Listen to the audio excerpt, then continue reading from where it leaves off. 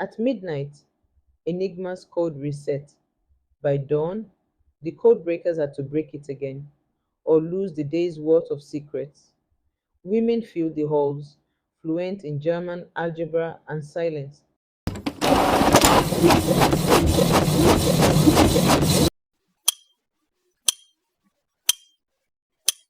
Welcome to Omar's Story Nook, where history gets spicy, legends get a remix, and imagination runs wild.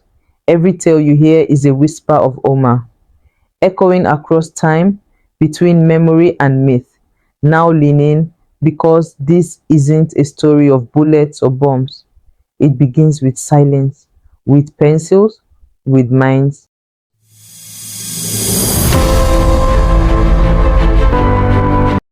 It's 1939.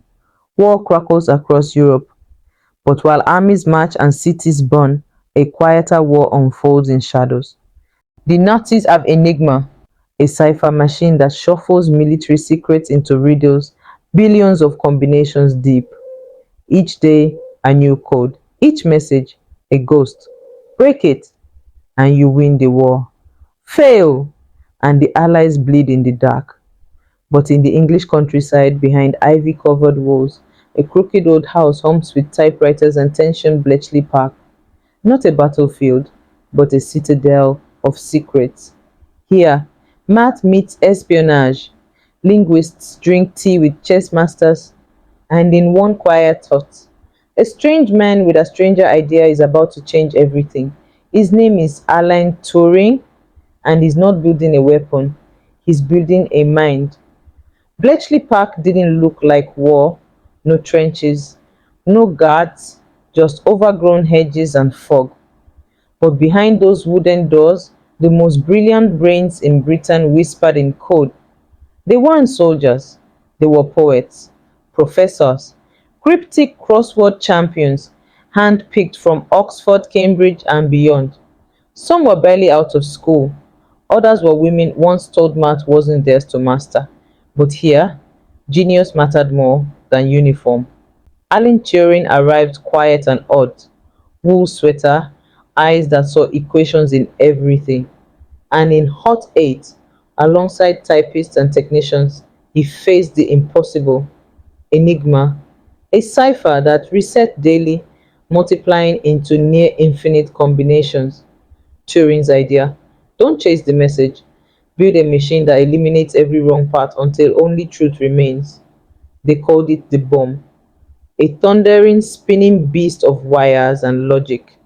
It wasn't beautiful, but it could think faster than any man, and that made it dangerous to the enemy and to time itself. Each day the race restarted. At midnight, Enigma's code reset. By dawn, the code breakers had to break it again, or lose the day's worth of secrets. Women filled the halls, fluent in German, algebra, and silence.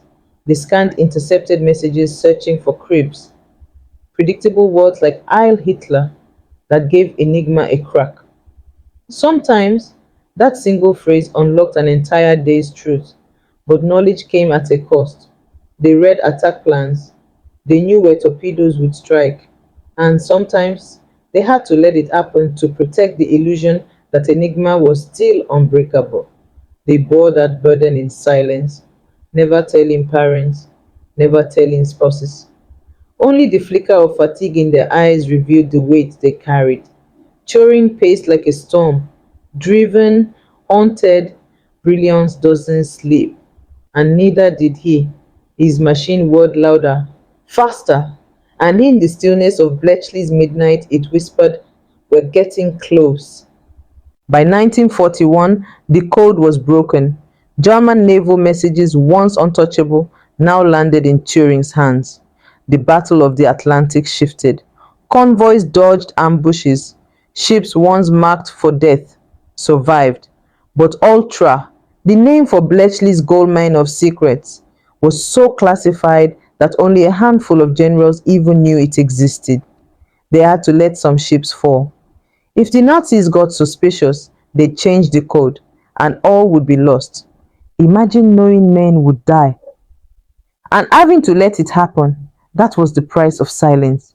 Winston Churchill called them the geese who laid golden eggs and never cackled.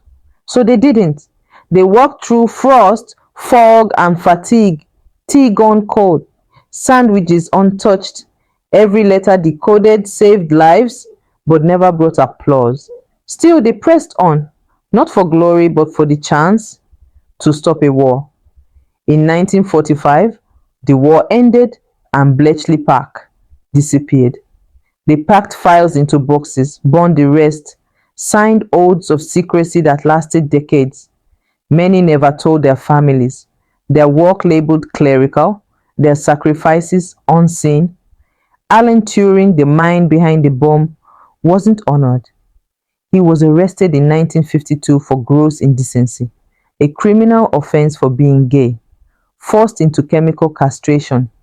He died 2 years later, a half-eaten apple by his side, his brilliance buried beneath shame. Others like Joan Clark faded into silence, uncelebrated, unwritten. It wasn't until the 1970s that the world began to ask, who cracked Enigma? And even then, most were already gone. Victory often comes in silence. There were no parades for the codebreakers, no medals for math, but their fingerprints shape every algorithm, every encryption we use today. They cracked the uncrackable. And then they kept it secret because true sacrifice doesn't ask for applause. Turing's statue now sits at Bletchley, stone hands folded over unseen equations, plaques bear names once redacted.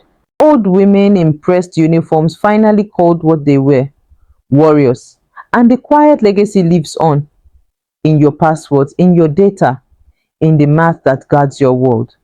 Here at Omar's Story Nook, we remember what textbooks often forget, that sometimes the loudest legacies come from those who never got to speak. Until the next whisper of Omar, stay listening.